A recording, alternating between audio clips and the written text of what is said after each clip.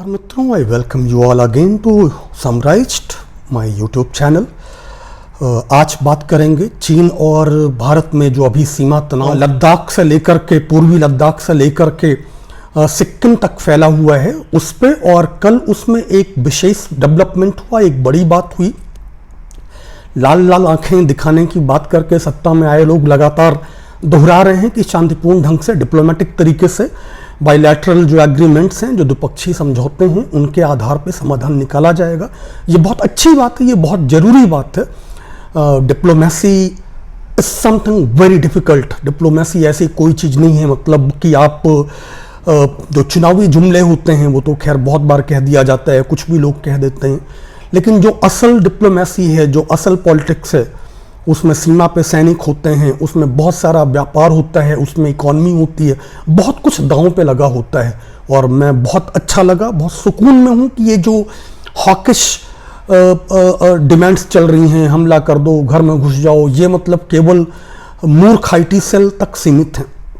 लेकिन अब ये कह चुके होने के बाद कल की जो बातचीत हुई भारत और चीन के सैन्य कमांडर्स के स्तर पर, और एक बड़ी बात ये थी कि सैन्य कमांडर्स का बॉर्डर पोस्ट पे आके बात करना ये बहुत बड़ी बात होती है।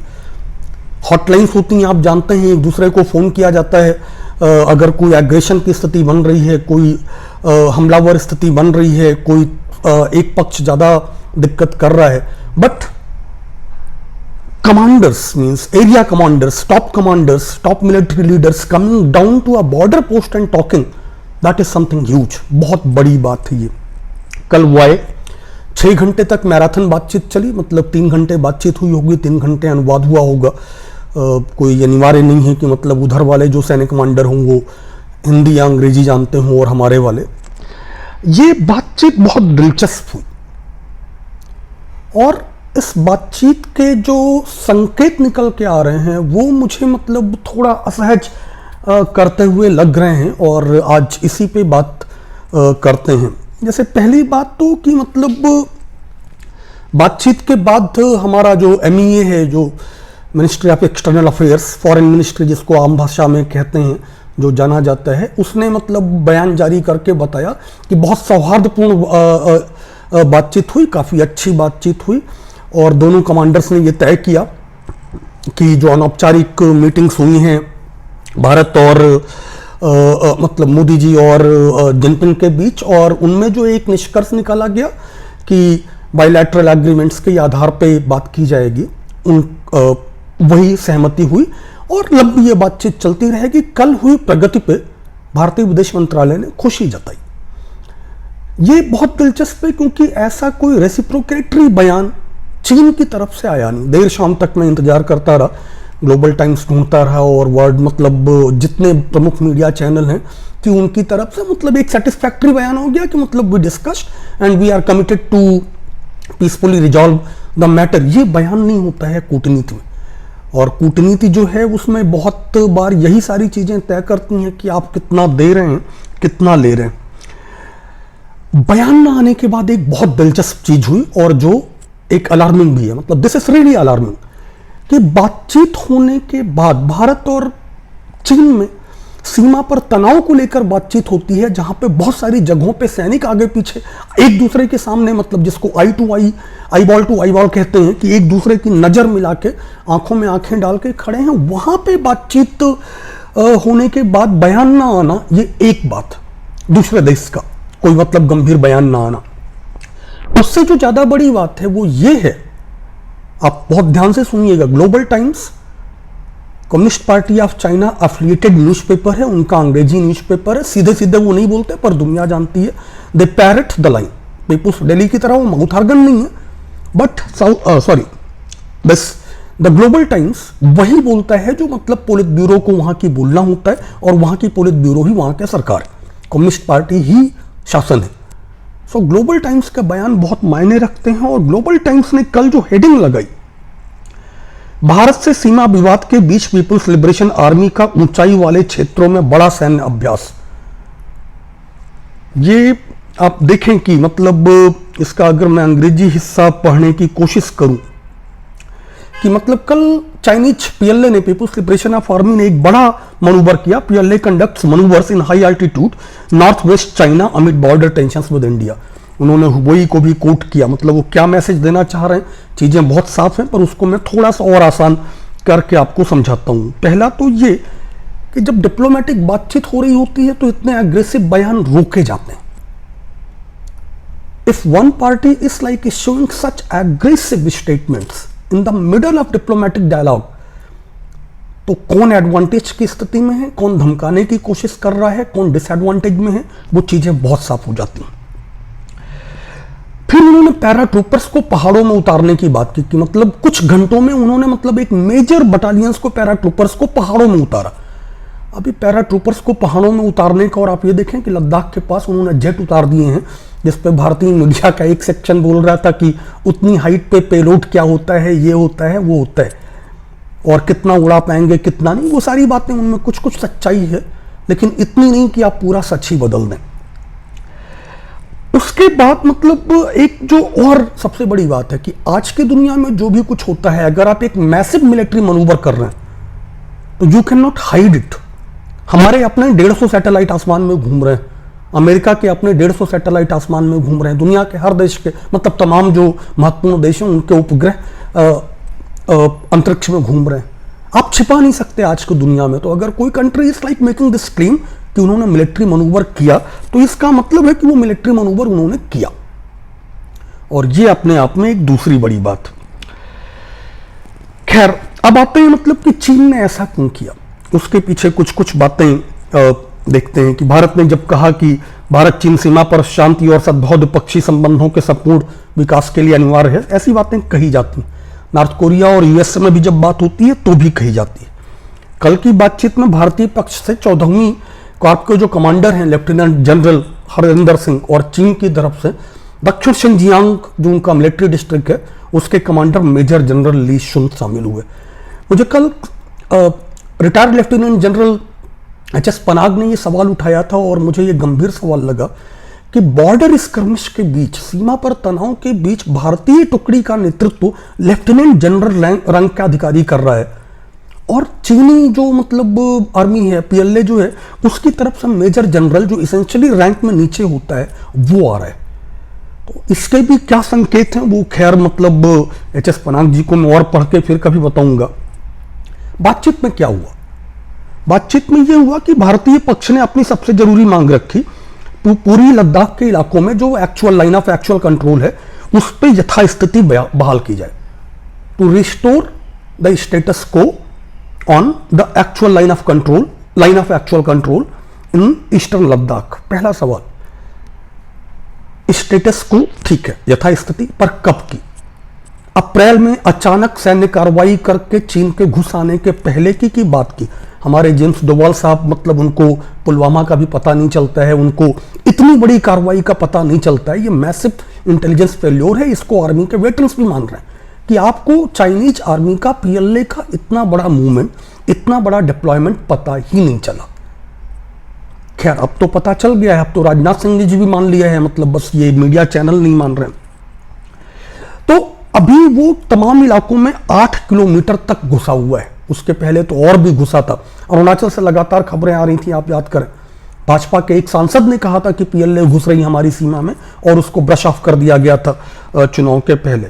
खैर, भारतीय पक्ष ने चीन को बड़े डिटेल्स में अप्रैल के पहले की तस्वीरें दिखाई, सैटेलाइट इमेजेस दिखाई, नक्शे दिखाए, और बोला कि पीछे लौटो। उन इलाकों की भी जहां पहले भारत गश्त करता था और अब चीनी टेंट लगा के बैठे हुए हैं, भारत को पेट्रोल नहीं करने दे रहे हैं।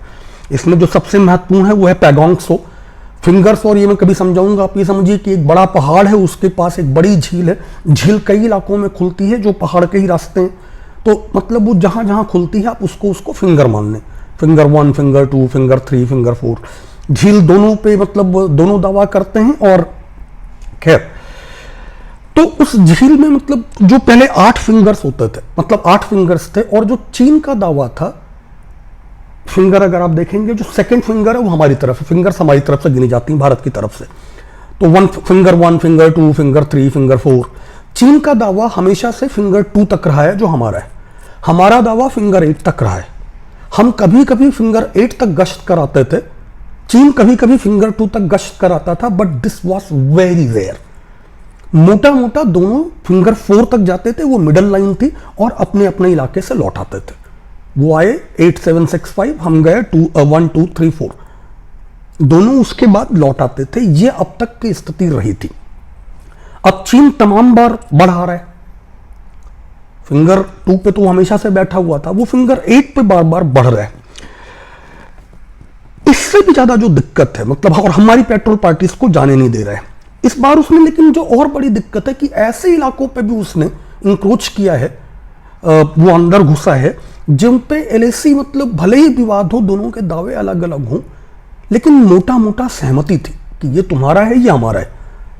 जैसे हॉट स्प्रिंग है, जैसे नाकुला है, 1967 के बाद से वहां पे ये वायलेशंस नहीं हुए हैं। आप बार बार एक बात याद रखिएगा कि पिछला जो, मतलब, हमारा मेजर बॉर्डर स्कर्मिश है वो डोकलाम में, भारत की सीमा में नहीं, भूटान में, जिसको Bharat was duty bound to protect because of our treaties.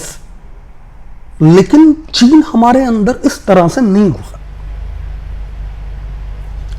तो दूसरा जो इलाका है वो है गलवान, और गलवान हमारे लिए स्ट्रेटजिक तौर पे बहुत महत्वपूर्ण है, रणनीतिक तौर पे बहुत महत्वपूर्ण है, क्योंकि अभी जो हमने नई रोड बनाई है, दौलत बेगोल्डी वाली 255 किलोमीटर की एक सड़क, जिसके बाद हमें बहुत अच्छी पहुंच हासिल हुई है बॉर्डर के इलाकों में, उस पर सीधी नजर होगी चीन की। और इसके साथ साथ काराकोरम पास में जो हमारे एडवांस्ड मिलिट्री पोस्ट हैं, उन तक भी उसकी पहुंच होगी। तो ऐसे में, मतलब, ये हो क्यों रहा है? गलवान बेग तक जाना और उसके बाद यथास्थिति पर लौटने से इनकार करना। कल भी उसने कोई कंक्रीट प्रॉमिस नहीं किया है कि वो यथास्थिति पे लौट रहा है, स्टेटस को पे लौट रहा है। क्यों? ये बड़ा सवाल है, और इस सवाल के जो जवाब हैं वो भारत चीन संबंधों से ज्यादा भारत पाकिस्तान संबंधों, भारत नेपाल संबंधों, और जो जियो पॉलिटिक्स है उसमें भारत ने बीते 5-7 साल में जो भूमिका निभाई है उसकी वजह से है। मतलब, जिस तरह से इंटरनेशनल डिप्लोमेसी में कोई किसी का दोस्त नहीं होता, कोई किसी का दुश्मन नहीं होता, राजनीति में भी यही कहते हैं। आप देखते होंगे कैसे लोग अचानक एक पार्टी से दूसरी पार्टी में चले जाते हैं। इंटरनेशनल डिप्लोमेसी भी बिल्कुल वही है। हर कंट्री का अपना इंटरेस्ट होता है, वो इंटरेस्ट उसका जिसके साथ बेहतर बढ़ रहा है वो उसके साथ जाएगा। लेकिन मैं आपको बहुत छोटे में ये बताता हूं, कल विस्तार से बात करते हैं कि भारत चीन के बीच ये जो तनाव है बॉर्डर पे, अभी उसका जो बड़ा कारण है वो क्या है, उस पे एक विस्तृत वीडियो। आज सिर्फ ये कि इधर कुछ ऐसे, मतलब, जो डेवलपमेंट्स हैं जिसने चीन को बाकायदा असहज भी किया है और चीन को बाकायदा एडवांटेज भी दिया है। ये दो बहुत अजीब चीजें हैं, लेकिन भारत ने दोनों किया है। हमारी जो सरकारी नीतियां हैं उसने दोनों किया है। पहला, असहज करना, जैसे आपने अचानक से 370 हटा दी, तो आपने असहज किया चाइना को कि are you really going into like this adventurism, और एडवेंचरिज्म भी, मतलब, जो भी कहिए, एग्रेशन, कि अगर आप आज 370 कश्मीर से हटा रहे हैं, फिर आप उसके बाद अचानक से क्या, मतलब, हटाया आपने, वो, मतलब, पता नहीं, चुनाव आप जीत चुके थे, कुछ दिन देख सकते थे स्थितियां, पर आपने हटा दिया, ठीक है, आपके घोषणा पत्र में था। उसके बाद और भी एग्रेसिव बयानबाजी की, अब पीओके लेंगे, लगातार ये बयानबाजी चल रही है कि पीओके लेंगे, पीओके लेंगे, आप पीओके, मतलब, ले लें। लेकिन पीओके लेने के बाद आप चीन के बहुत करीब आ जाते हैं, और जब चीन के आप बहुत करीब वहां भी आ जाते हैं तो चीन का असहज होना लाजमी। तो you made China very uncomfortable. At the same time you gave China huge advantage. वो एडवांटेज क्या थी? आपने चाइना को एक बड़ी बढ़त दे दी अपने ऊपर। क्या? कि लद्दाख हो, कश्मीर वैली हो, ये सारे माउंटेनियस इलाके हैं, और किसी भी देश के पास इस तरह के स्पेशलाइज्ड टेरेन्स में, विशेष क्षेत्रों में, विशेष ज्यामितीय भौगोलिक क्षेत्रों में लड़ने के लिए अनुभवी और प्रशिक्षण प्राप्त ट्रेन जो सेना है, वो एक ही, मतलब, उसका एक हिस्सा ही होता है। आप पूरी सेना को माउंटेन वॉर के लिए ट्रेन नहीं कर सकते, आपके पास इतने माउंटेन भी नहीं होंगे, इतने सैनिक भी नहीं होंगे। तो ये बहुत हाईली स्पेशलाइज्ड डिविजन्स होती हैं, और कश्मीर में 370 हटा के फिर रिस्पॉन्स उसका क्या आएगा, उस डर से आपने अपनी सेना का पर्वतीय क्षेत्रों में लड़ सकने वाला एक बड़ा हिस्सा वहीं पे झोंक दिया।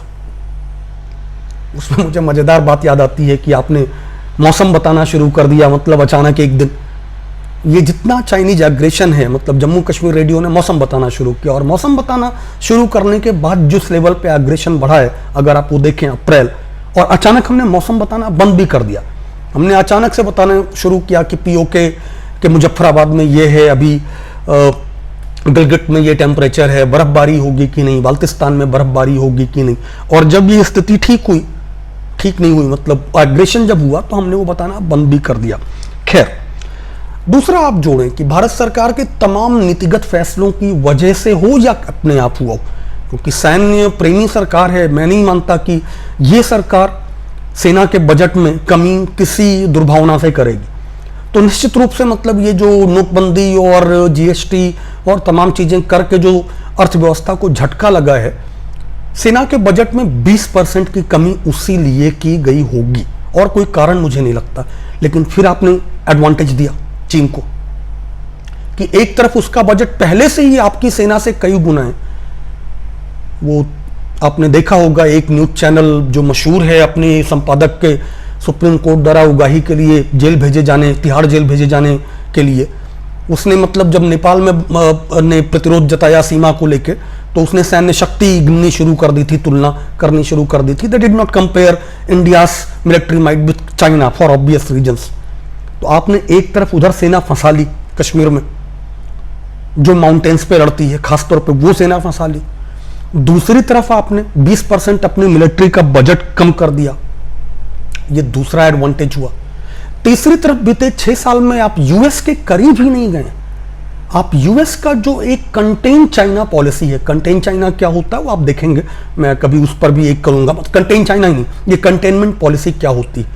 तो दुनिया में अगर कोई देश मतलब जो सुपर पावर है, अगर उसके सामने कोई दूसरा सुपर पावर बनने की स्थिति में दिखने लगे, तो आप उसको कैसे रोकने की कोशिश करते हैं, आप उसको कैसे कंटेन करते हैं, आप कैसे उसके आसपास के देशों को उससे लड़ाते हैं और उनसे दोस्ती दिखाने की कोशिश करते हैं। मैंने कहा कि डिप्लोमेसी में कोई दोस्ती नहीं होती। यूएस हमारे लिए युद्ध लड़ने नहीं आएगा, अगर युद्ध हुआ तो हमारी जमीन पे होगा। यूएस द्वितीय विश्व युद्ध लड़ने भी नहीं आया था, पर्ल हार्बर पर जापानियों ने हमला नहीं कर दिया होता तो वो नहीं आता। अभी रूस ने यूक्रेन का एक हिस्सा कब्जा कर लिया, यूएस नहीं गया। रूस ने उसके पहले 2008 में जॉर्जिया के 2 हिस्से कब्जा किए। अभी वो ब्रेक अवे प्रोविंसेस हैं, पर फॉर ऑल प्रैक्टिकल पर्पजेज वो रूस के नियंत्रण में है। रूस वहां पे लड़ने नहीं गया, सॉरी अमेरिका वहां पे लड़ने नहीं गया। तो अगर आपको कोई गलतफहमी हो कि अमेरिका यहां आएगा आपके लिए कोई युद्ध लड़ने, तो मतलब वो गलतफहमी दिल से निकाल दीजिए। इसी में एक अभी के लिए मतलब एक आखिरी बात कहूंगा, और उसके बाद जो हमने ट्रेड वॉर, अमेरिका का ट्रेड वॉर एस्केलेट हो रहा है चाइना के साथ। इस ट्रेड वॉर के एस्केलेशन के दौर में हम जिस तरह से अमेरिका के साथ गए, और केवल साथ नहीं गए, हम अमेरिका के ट्रेड वॉर में चाइना के खिलाफ अमेरिका के ट्रेड वॉर के साथ दिखे। Be that one belt one road का हमारा बहुत सक्रिय और तीखा विरोध, या अभी जब G7 की बात हुई, आप देखें कि G7 को एक्सपैंड करने की बात की ट्रंप ने, और उसने कहा कि भारत समेत ब्राजील वगैरह तमाम देशों को शामिल करेंगे।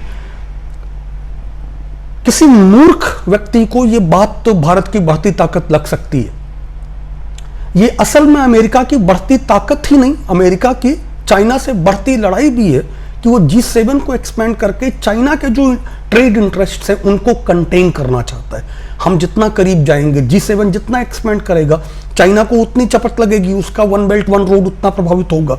अगर हम अफ्रीका में इन्वेस्टमेंट बढ़ाएंगे, जो कि अभी लगातार चीन कर रहा है, तो निश्चित रूप से हमारे व्यापारिक टकराव होंगे, जैसे हमने नेपाल में देखा है, हमने श्रीलंका में देखा है। तो ये सारी जो चीजें हैं उसमें एक संशय बनना और उसमें एक दिक्कत होना और हमारा एडवांटेज देना, ये तीनों बातें मिलकर एक साथ इन्होंने बड़ी भूमिका निभाई है आज के लिए। बस और इतना ही कि जितनी बातें मतलब ये मिलिट्री लेवल पे जो कल बात हुई, वो बहुत सुकून देने वाली बात नहीं है। चाइना ने कोई भी प्रॉमिस नहीं किया है कि वो स्टेटस को पे लौटेगा। अभी वो हमसे ज्यादा एडवांटेज की स्थिति में है। सर्दियां सामने हैं, जून चल रहा है, और लद्दाख की कड़ाके की ठंड में हमारे पास क्या उतने प्रशिक्षित सैनिक हैं। ग्लोबल टाइम्स में मतलब उसने अपनी मंशा जाहिर कर दी है, इतना मेजर ट्रूप मनूवर करके कोविड-19 के बीच एक पैंडेमिक के बीच। उम्मीद करता हूं कि डिप्लोमेटिक और मिलिट्री दोनों लेवल पे भारत सरकार तुरंत एक्शंस ले, कार्रवाइयां करे, गंभीर कार्रवाइयां करे और चीज़ों को ठीक करे और यथास्थिति को वापस लाए। अगर उसके लिए सामरिक मसल फ्लेक्सिंग की जरूरत पड़ती है तो वो भी करे और देख भी ले, एक बार हम लोग भी देख लेंगे कि जो वादे थे और जो असल है उनका फर्क क्या है। देश की बात जब आए तो सरकारें महत्वपूर्ण नहीं होती, देश महत्वपूर्ण होता है और ये दिखना चाहिए। अगर आपको ये वीडियो पसंद आया हो तो लाइक करें मेरा चैनल समराइज्ड, वीडियो साझा भी करें, सब चैनल को फॉलो भी करें, वो जो घंटी वाला बटन है वो बजाएं। फिर मिलते हैं कल भारत चीन के रिश्ते क्यों बिगड़े, एक वीडियो खास इसी मुद्दे पे, जिसमें हम मिलिट्री स्टैंड ऑफ की बात कम करेंगे, केवल उसी पे केंद्रित रहेंगे। बाय बाय, धन्यवाद, फिर मिलते हैं, सी यू ऑल अगेन।